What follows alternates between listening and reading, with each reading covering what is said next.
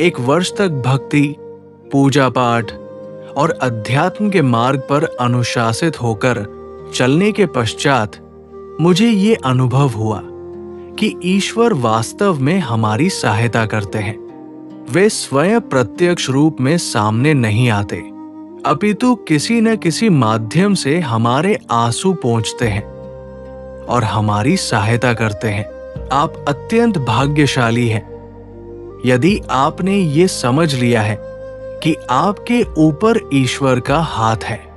जब आप किसी की सहायता करते हैं, चाहे वो छोटी हो अथवा बड़ी, तो आप उसके जीवन में संयोगवश नहीं जाते, बल्कि ईश्वर द्वारा भेजे जाते हैं। उसी प्रकार हमारे जीवन में भी कोई व्यक्ति बिना कारण नहीं आता। वह किसी उद्देश्य, किसी प्रार्थना के उत्तर स्वरूप भेजा जाता है। जब कोई व्यक्ति ईश्वर से प्रार्थना करता है, हे प्रभु, मेरा मार्गदर्शन करें, मेरी सहायता करें, तो ईश्वर किसी न किसी मनुष्य को उसके जीवन में माध्यम बनाकर भेज देते हैं।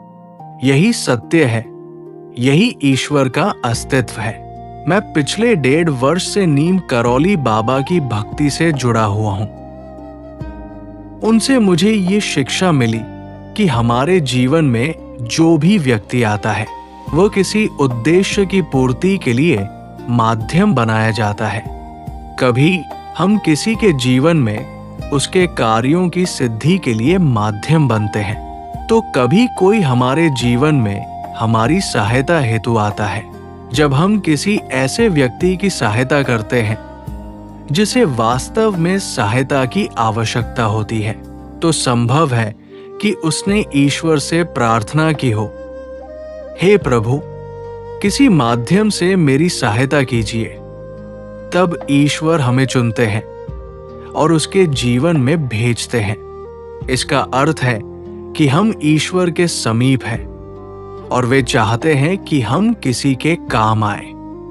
मेरा संकल्प है कि मैं, सिद्धार्थ सेन, यथासंभव प्रत्येक व्यक्ति की किसी न किसी रूप में सहायता करूं, उसके कष्टों में सहभागी बनूं, ताकि मानवता के माध्यम से ईश्वर की कृपा प्रकट हो सके।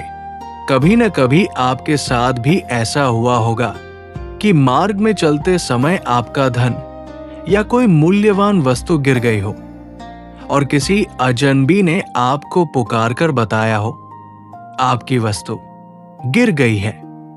उस क्षण वो व्यक्ति ईश्वर का ही भेजा हुआ माध्यम होता है।